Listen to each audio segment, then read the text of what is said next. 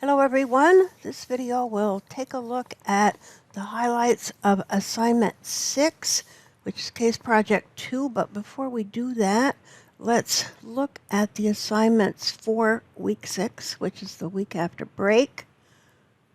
So if we look at these assignments, that we'll see that you'll start out by watching the video that I'm making right now and read assignment 6 and look at the case project samples for assignment 6.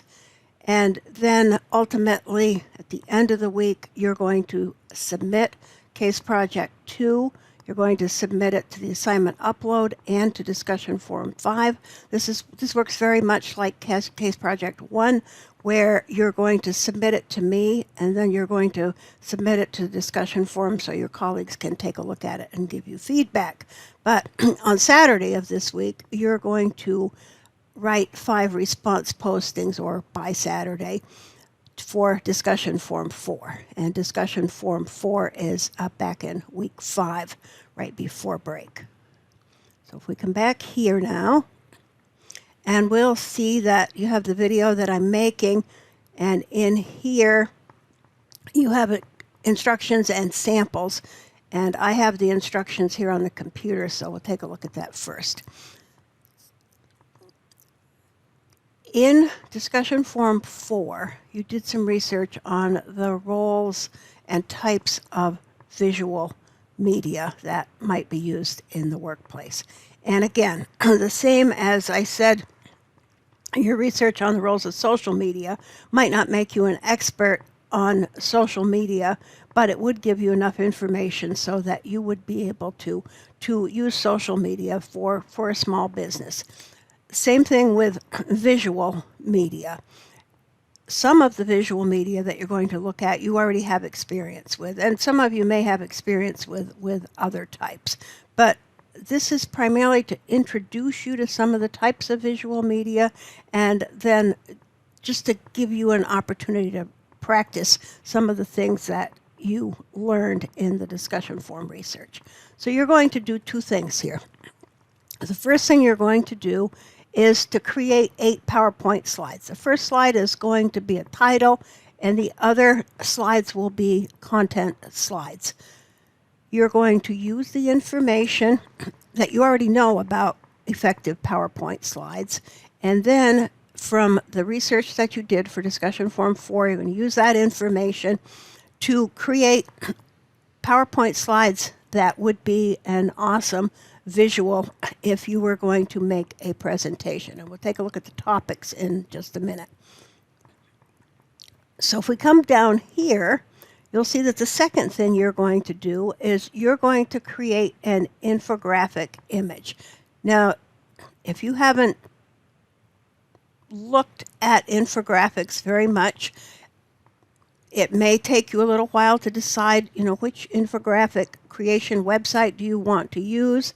You may know how to use the Adobe Creative Suite. If you do, you can use InDesign to create your infographic if you want to. But you're going to choose a template, you're going to have a title, and a minimum of 4 additional sections. You're going to have at least 5 sections altogether. And again, I'll show you some samples. When you create your infographic, you're going to do it on a website, the same as you would have done if you used the Pinterest website. You're going to create it, and then you're going to publish it as public so that all of us will be able to look at it. You can select any topic that you want. You cannot select something that you've done for another class. You can't grab a PowerPoint slide deck that you've done for another class and tweak it a little bit and turn it in. Well, you can, but if I find out that you did that, or if I suspect that you did that, then you will get a 0 grade on that part of the project, because the cheating and plagiarism policy clearly states that you can't use an assignment for one class and turn it in for another class unless you have permission to do that. So here are just some suggestions for topics that you might want to use. You don't have to use any of these topics. If you have a job right now and you think there is a topic that might be good for you to create PowerPoint slides and create an infographic, you can use a workplace topic. You can use the same topic for your slides and your infographic, but you can't just take your slides and paste them into your infographic. It has to be entirely different content. The slides, the topic can be the same, but the content has to be entirely different. So 8 PowerPoint slides and an infographic that has a title and at least 4 additional sections. If we come down here, you'll see that you're going to submit this to me. You're going to submit the PowerPoint slides only. You're going to submit them as a PowerPoint file, not as a PDF, because I need to be able to download it and look at it. So you're going to submit it as a PowerPoint file. You're going to attach the PowerPoint file to discussion form 5, and then you're going to paste the link to your infographic in the message box of discussion form 5. And once you've pasted it in and published your post, check it and make sure the link works, because I'm going to grade your infographic by looking at it in discussion form 5. So you have to post it there so I can look at it. You have to post it there so your colleagues can look at it and give you feedback when on discussion, when you do the responses for discussion form 5. So again, and I'll show you a couple samples in just a minute. 8 PowerPoint slides and an infographic. The slides submitted to me as a PowerPoint file, attached to discussion form 5 as a PowerPoint file, and the link to your infographic posted in the discussion forum message box. So now let's come back over here and let's look in here. And you'll see that you have the instructions. That's what we just looked at. And then you'll see here that I gave you a website that has sample infographic generators. And it shows you how to use them. There's a little video that shows you how to use each one. When you did your research for discussion form 4, you may have found some of these, but I put this in here just as a little additional help for you to take a look at.